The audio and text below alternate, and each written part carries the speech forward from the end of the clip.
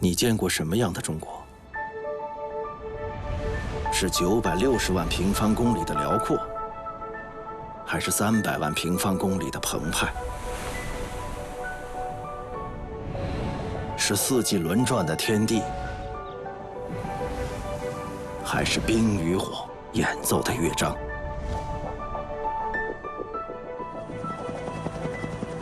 像鸟儿一样离开地面，冲上云霄，结果超乎你的想象。前往平时无法到达的地方，看见专属于高空的奇观。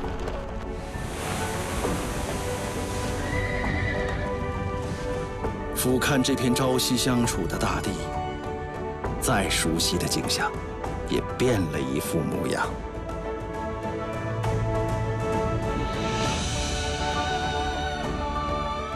从身边的世界，到远方的家园，从自然地理，到人文历史，50分钟的空中旅程，前所未有的极致体验。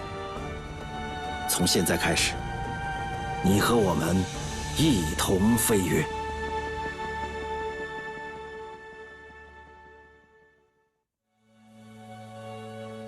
山西省位于中国华北地区，山区面积占全省80%。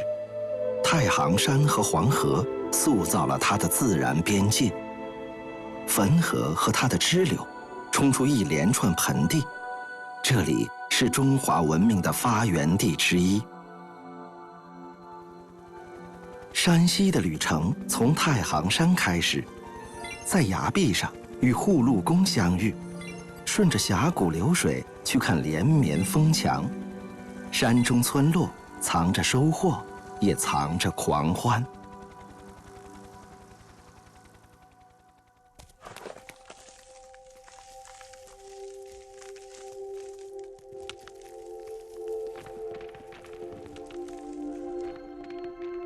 蜘蛛人，我们并不陌生，但这一次遇见是在数百米高的崖壁上。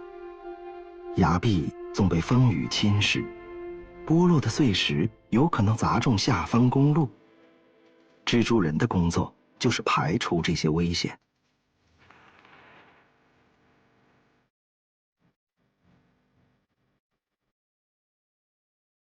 每到此时，往来的汽车都会停在远处，等待这项工作结束。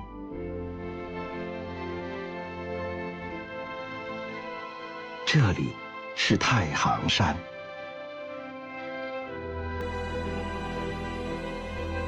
太行山以西就是山西。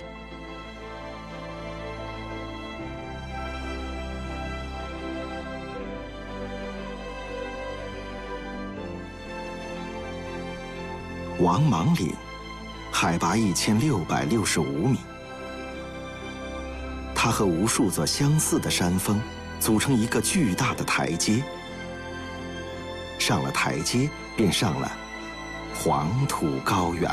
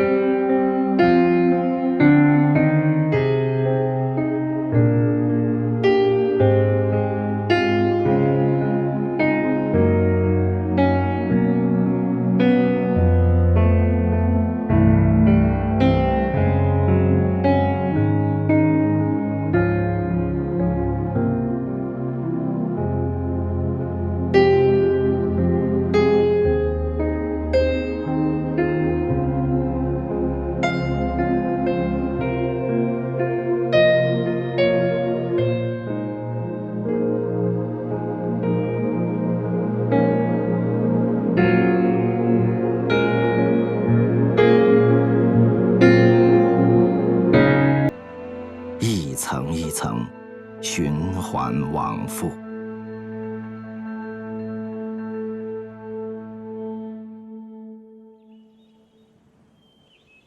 飞行降低的时候，会听到此起彼伏的汽笛声。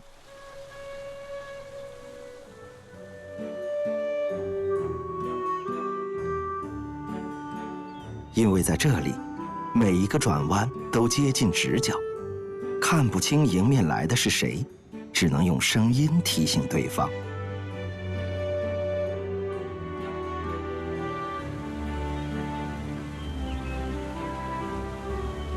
这里还是平原的时候，河道就是九曲回肠的样子。后来，太行山拔地而起，河流依旧向下侵蚀。18亿年，形成了这1000多米的高差。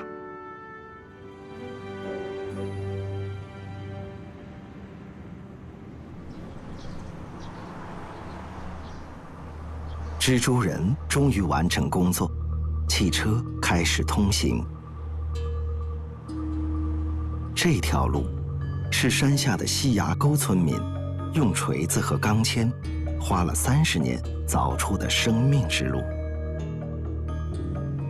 7500米挂壁公路1/5是隧道，挂在600米的悬崖上。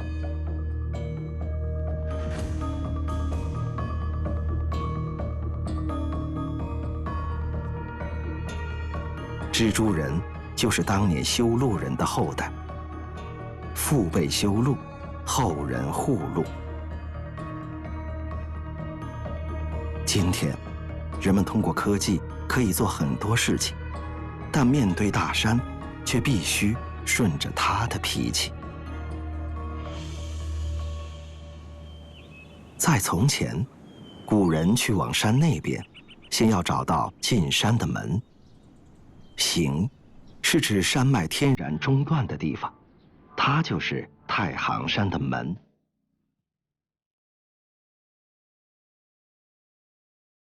白行古道，海拔高差300米，却不能有一个台阶，因为2500多年来，战车和货车都要从这里通过。仰望高山，古人设计出了72道拐，让车辆迂回行驶。行至最高处，依旧越不过山峰。古人开始沿山修路，直到50年前，一条新的公路修到了古道下方，相似的轨迹，接纳新的旅人。白行古道终于不再匆忙，时间也把山门轻轻掩上。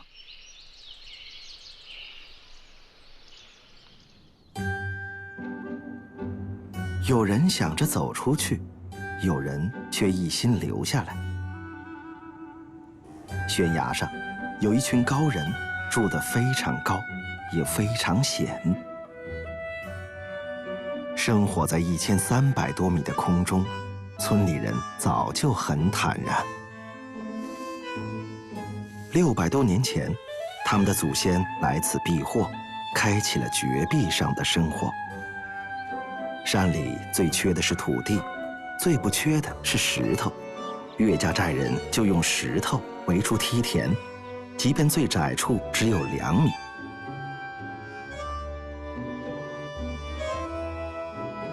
600多年，梯田修了2000级。虽然一些地方永远见不到阳光，但土一定要全部留住。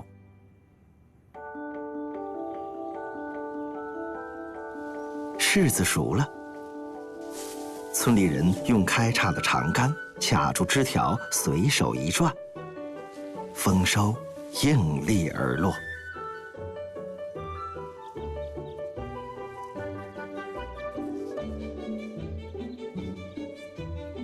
单调的悬崖生活，摘柿子是件快乐的事儿，全家必须一起出动。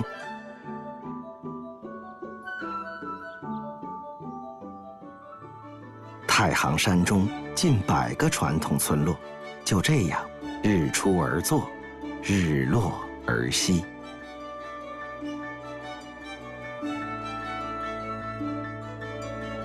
但有时，山里的生活也会很刺激。城墙上有一群勇敢者，总是与火较劲。废铁下脚料要烧到1600摄氏度，温度不够，铁水是常见的红色，继续烧，铁水会变白。打铁花就是打白不打红。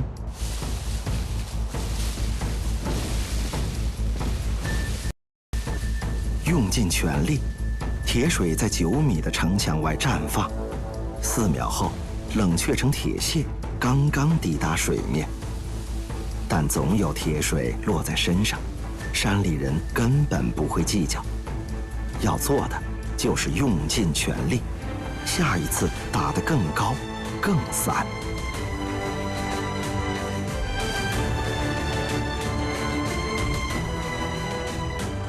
千百年来，每到正月15，泽州人总是这样狂欢，庆祝上一年的丰收，为新一年舞一场炽热的序曲。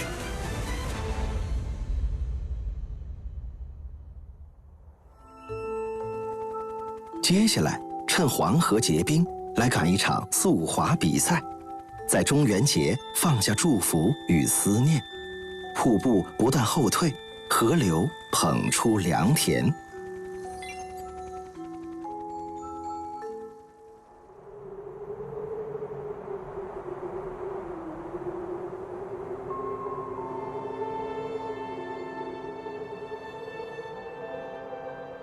这段黄河是山西和内蒙古的界河。大寒袭来时，河水隐藏到了冰下。白色的香边是冰封前最后的波浪。水变成冰，体积就会增大，相互拥挤，产生裂痕。现在是零下30摄氏度。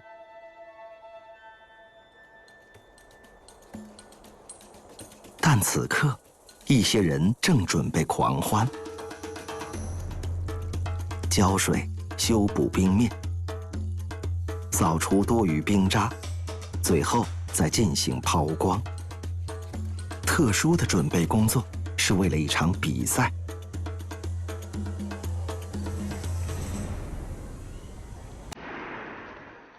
发令枪响，运动员像往常一样抓地、发力、保持速度、谨慎过弯。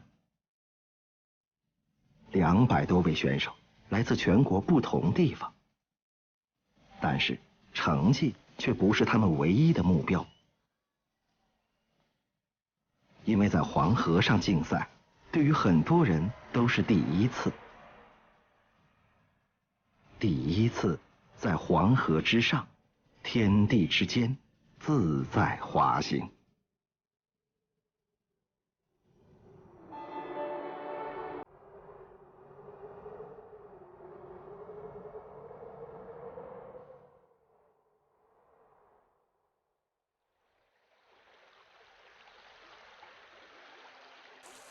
流淌的黄河，是河区人寄托思念的方式。农历7月15，人们会在河面上放下点点河灯。500多年前，去往北方的行船就从这里出发。但是旅途并非一帆风顺，河灯就是纪念那些在路上逝去的人。今天，人们依旧在用这种方式怀念他们的亲人。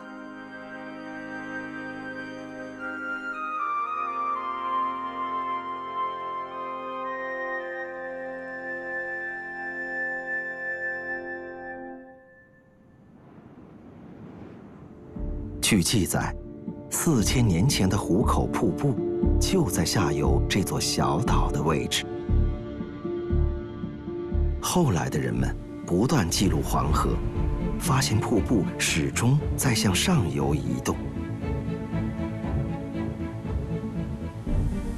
河水裹挟泥沙，就像一块流动的沙质，不断打磨河床的台阶。每一秒，壶口瀑布都发生着改变。黄河水就这样奔涌倾泻，永无停歇。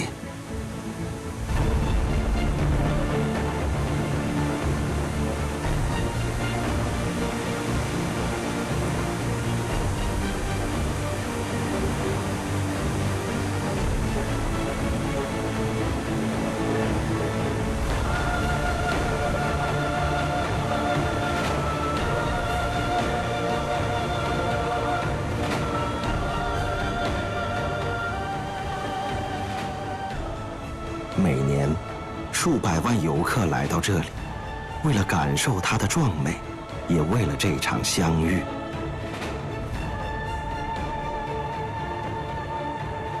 因为终有一天，在上游的某个地方，壶口瀑布将渐渐平缓，以致消失，结束它的旅程。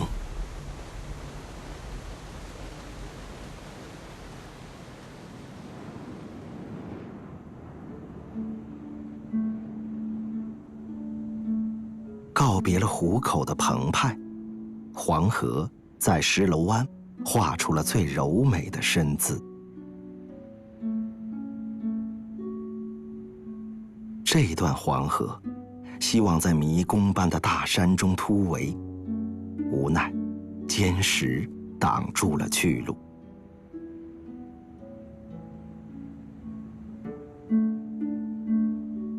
石楼湾从入口到出口，直线距离其实只有700米，但在这里却多走出8000米，无意中完成了黄河上弧度最大的弯。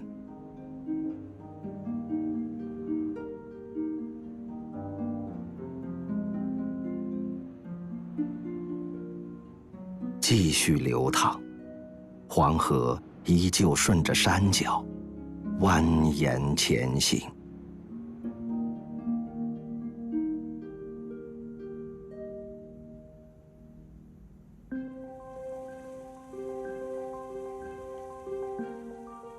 终于，黄河告别了黄土高原，开始在低平的大地上肆意流淌。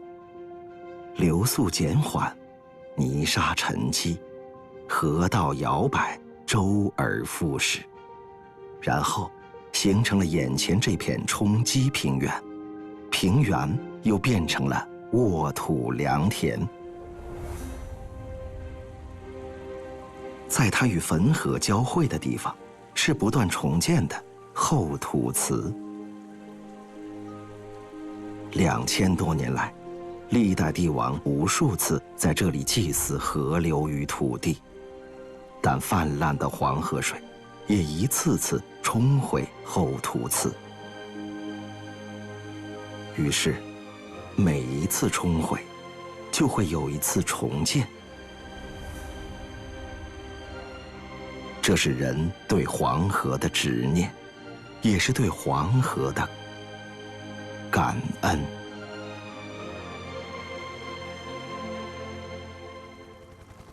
继续飞行，七彩盐湖中有持续1000年的劳作。汾河冲击出平原，大院里炊烟飘散，古城中生活如常。大槐树一直等待他乡的故人。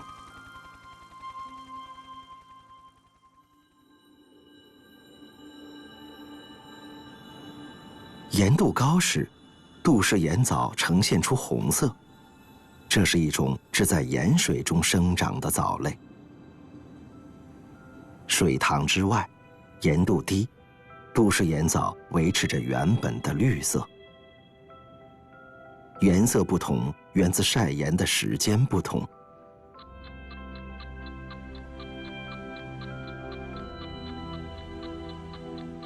这里是山西最大的湖泊运城盐湖，不同形状的盐池是不同时间、不同的人采盐留下的证据。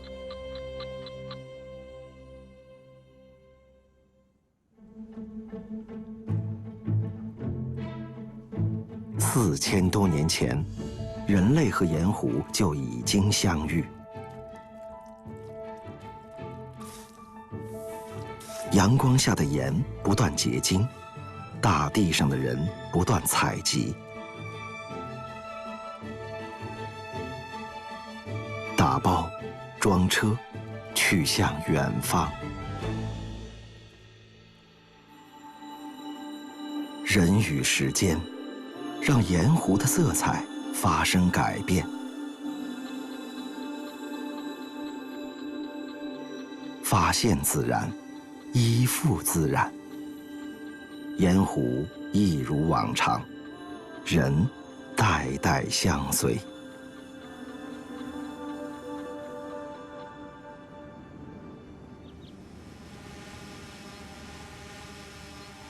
在北方人心中，每一个烟囱底下都有一个热炕头。一个家族，烟囱越多，房子就越多，人丁越兴旺。从元代起，临时王家不断竖起新的烟囱，房子从一间一院变成了一座城。只是王家还嫌小，最终他们把家建成了5座城。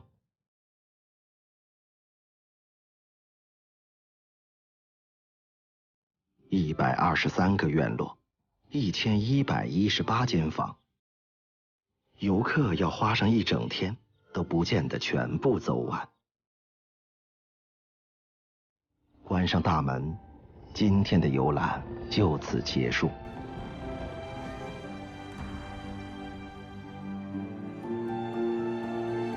高高的院墙后，城再大，也是一个一个小小的家。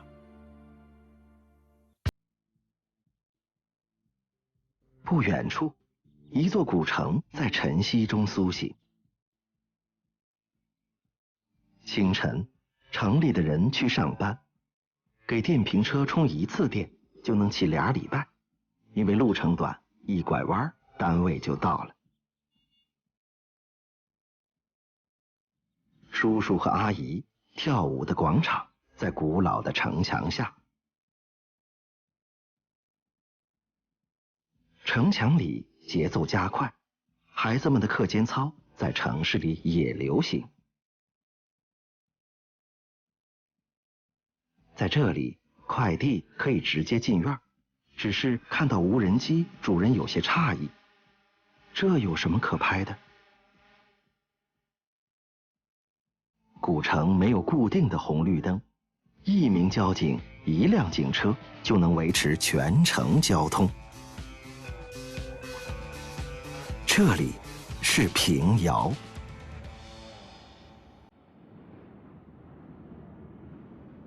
上世纪末，平遥古城被列入世界文化遗产名录，原因是保存了中国古代城市所有的特征。但在古城人看来，明代的县衙、金代的大殿不过是他们的老邻居。2700多年的古城，600多年的听雨楼，不仅听见雨声，还听见平遥人的锅碗瓢盆，喜怒哀乐。或许是因为有人，我们才能看到一座活着的古城。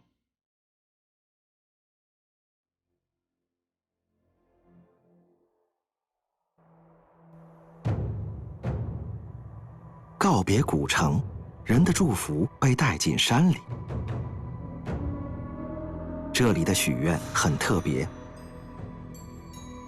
人们把祈福的铃铛挂上悬崖，不仅听得见、看得见，还利用山体的内凹，让铃铛免受风雨。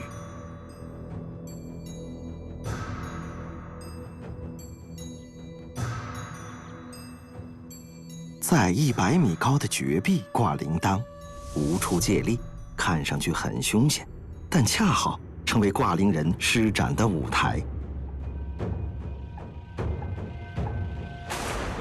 蓄力，蹬，借助腿部力量，奋力把自己推得更远。山体不断内凹，舞台不断变大，摆动到达极限。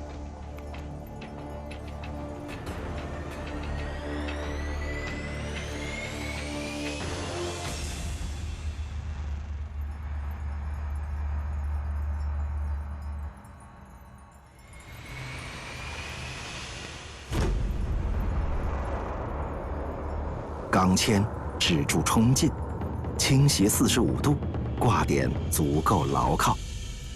山风掠过，铃声作响，人们的祝福在天地间回荡。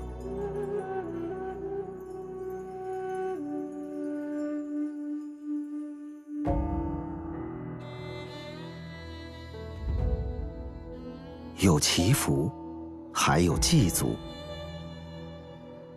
相传明代初年，很多北方人告别故土，迁徙异乡，出发时的集合点就是大槐树。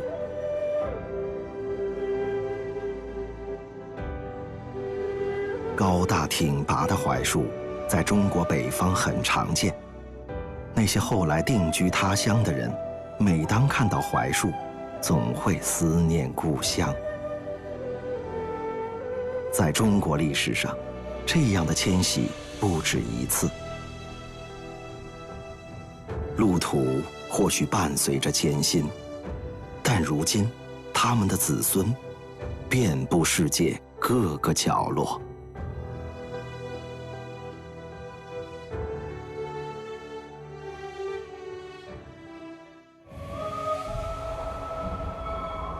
总有一些美好值得等待。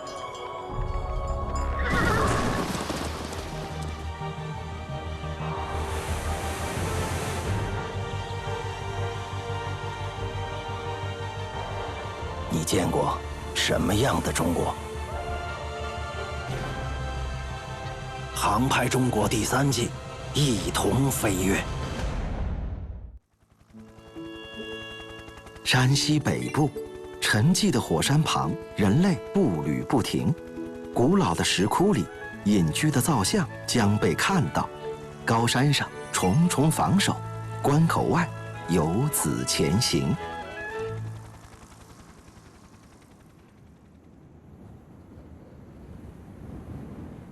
大同盆地位于山西的最北边。数万年间，水的力量在这里重新塑造大地。这种改变从未停止，直到今天，在一些地方，人们还能看到正在发生的过程。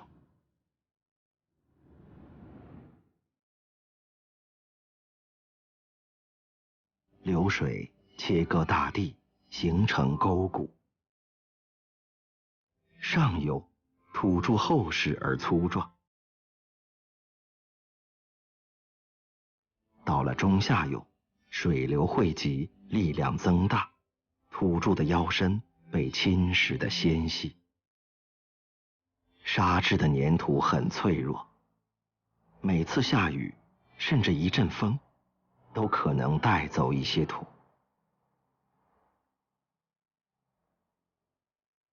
这片专属于地平线以下的景观，从来没有固定的样子。下一次看见它，又会是另一种风景。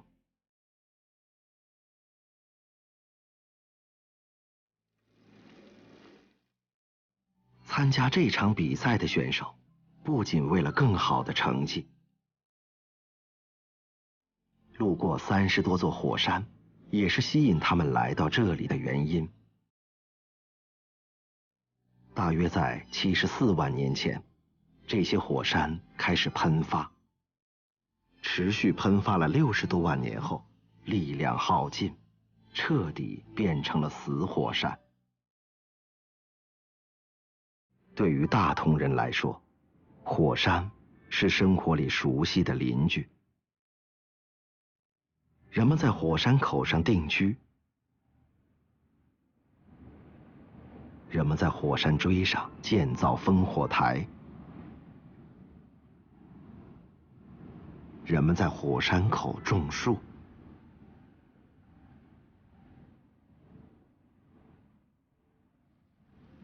火山早已停下了脚步，但人仍在继续前行。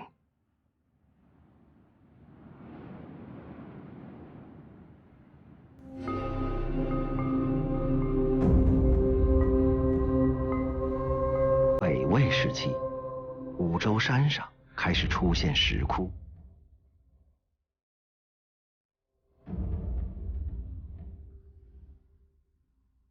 石窟中大大小小的造像加起来超过5万尊，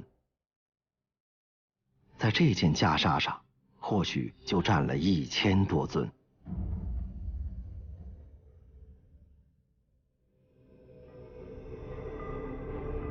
石窟外面原本有木质建筑，叫做木构窟檐，它们在岁月的侵蚀下垮塌。如果没有阶梯，人们很难登上断崖，看到200余座中小型石窟里的容貌。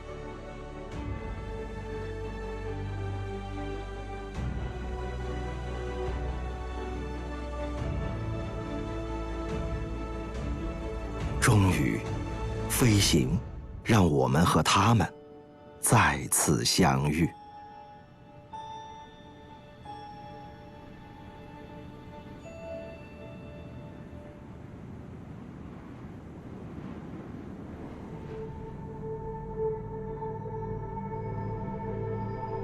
这里的明长城就像是一道分界线，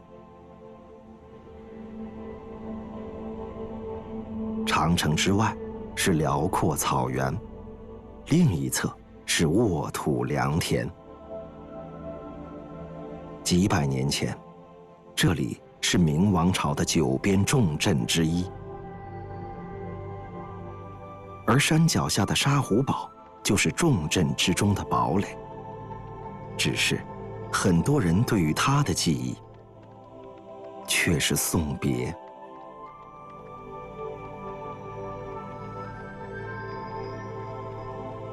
驴性情温顺，吃苦耐劳，是远行的好伙伴。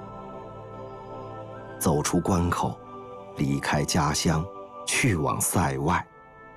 明清时期的人们将那次冒险旅程叫走西口。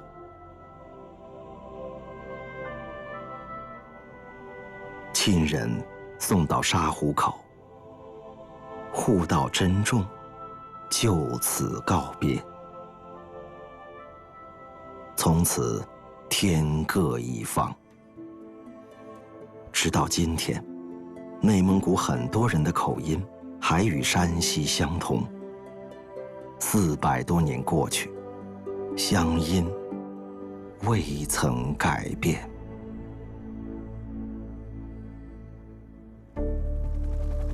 这是一片充满能量的土地，煤炭开采后被送往全国各地。2只会发电的熊猫在向我们招手。70年，一片荒漠可以变成森林。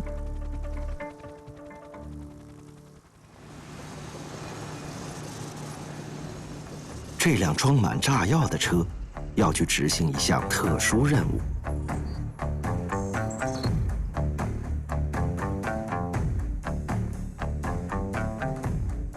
山西将近40%的土地下都有煤，其中有一些藏得很浅。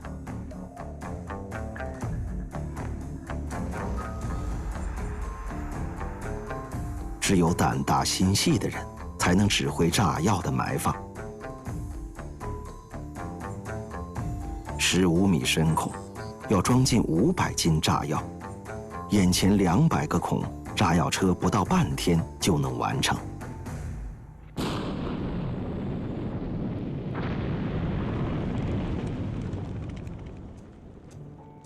烟雾散去，碎石之下就是煤层。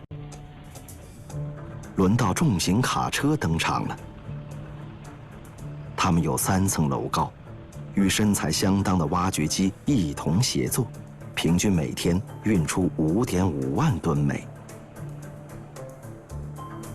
而山西原煤的产量每年都有近10亿吨。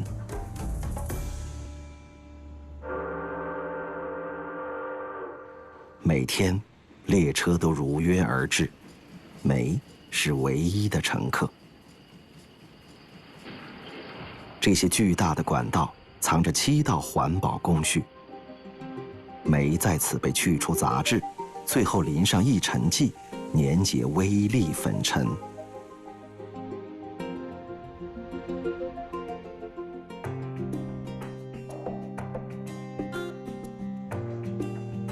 车头已进站，车尾还在远方，总长1300米，但这还不够长。为保证效率，人们将2列这么长的车首尾相连，拼接成运煤专列。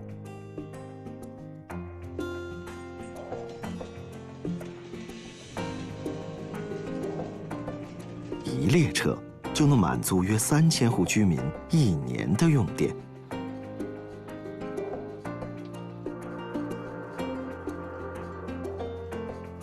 平均每天有80多列车从这里去往全国各地，就像一场接力赛，煤炭的温暖和动力正在交接给更新的能源。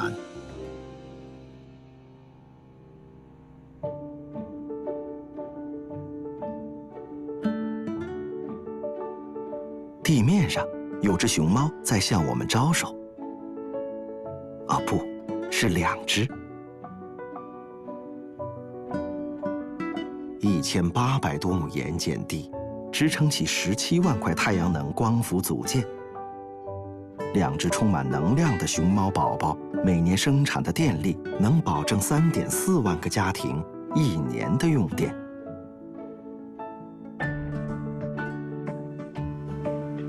看熊猫的时候，我们还遇见一个同行，他是这里的管家。借助热成像技术，无人机能迅速找到停工的太阳能板，及时检修，保证电站运行。未来，这里还会再建一对熊猫爸爸和妈妈，一家人最重要的就是齐齐整整。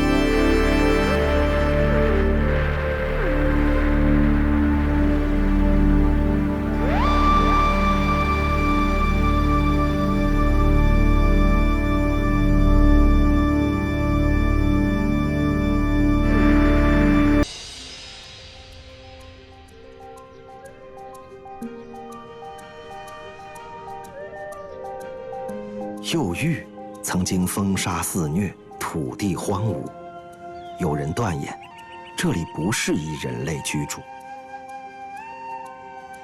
但不甘心的右域人却打算把荒漠变绿洲。从种下第一棵树到今天，整整过去70年，右域百姓接力传承，森林覆盖率从不到0.3%提高到54%。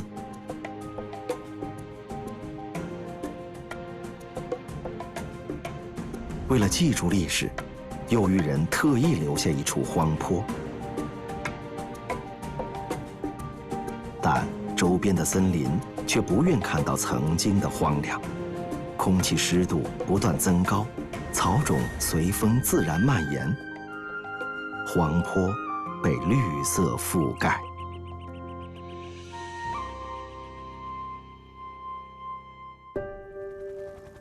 最后的旅程，我们去探访过去与未来。超级木塔是麻燕的乐园，寺庙悬在空中，大唐藏在山里，太原正经历新生。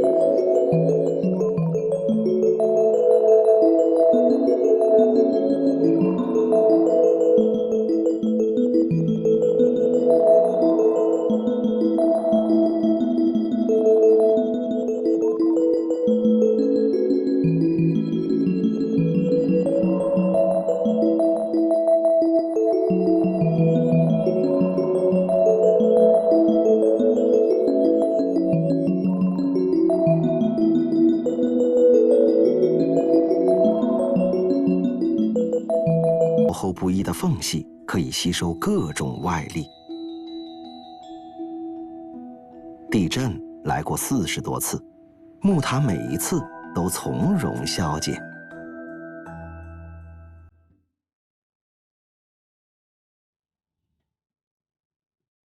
悬空寺很娇小，但爬到约50米高的悬崖上，顿时就变得高大起来。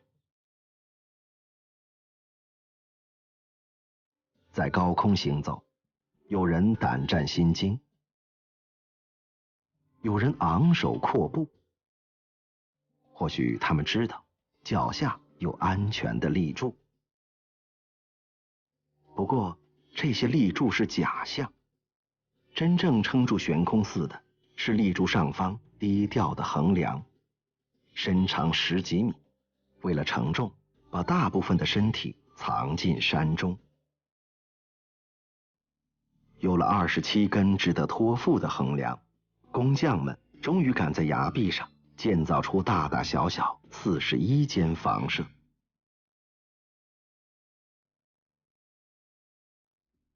中国匠人的想象力把悬空寺藏进空中。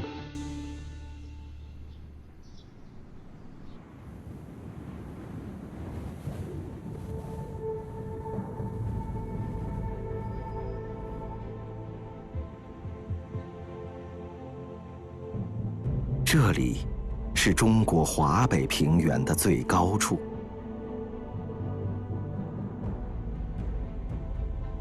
20多亿年前升起的山体，经过漫长的地质演变，最终留下5座山顶平缓的高山，人们称它五台山。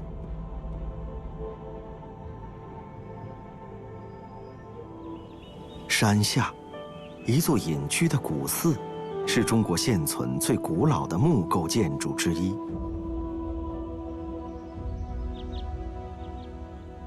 由于唐式建筑的斗拱特别大，东大殿的斗拱竟比故宫太和殿长出近1米。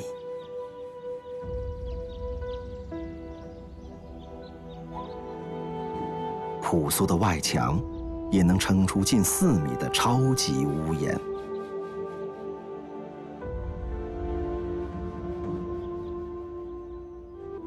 沿着屋脊爬升，看到更加开阔的屋顶。一座低调的建筑，在每一个细节里都藏着大唐气象。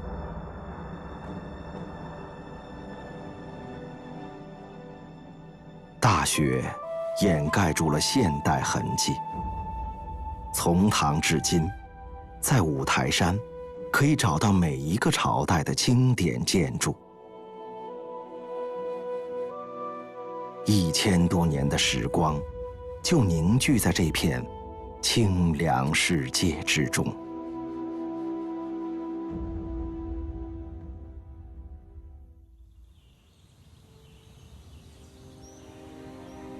400多年前，永坐寺双塔建成。在大地上眺望了300多年后，双塔看到一些模样相似的朋友，只不过他们身材圆润，没棱角。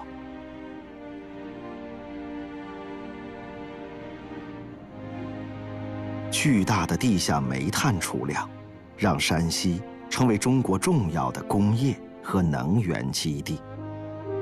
烟囱就像太原人的老朋友，大伙儿一起工作，一起生活。但老朋友也不可避免地带来污染。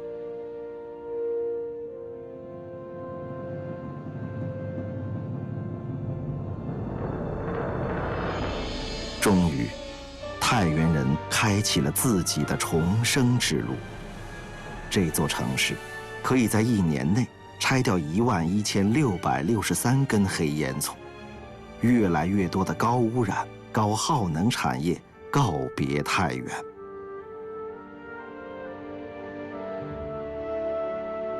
与此同时，一度断流的汾河，经过治理，恢复了过往的清澈。人们沿着河流，修建了30千米长的公园，这个长度每年还在不断增长。绿色一直延伸，一些充满设计感的建筑，带着低碳、环保、节能的理念，正成为这座城市新的地标。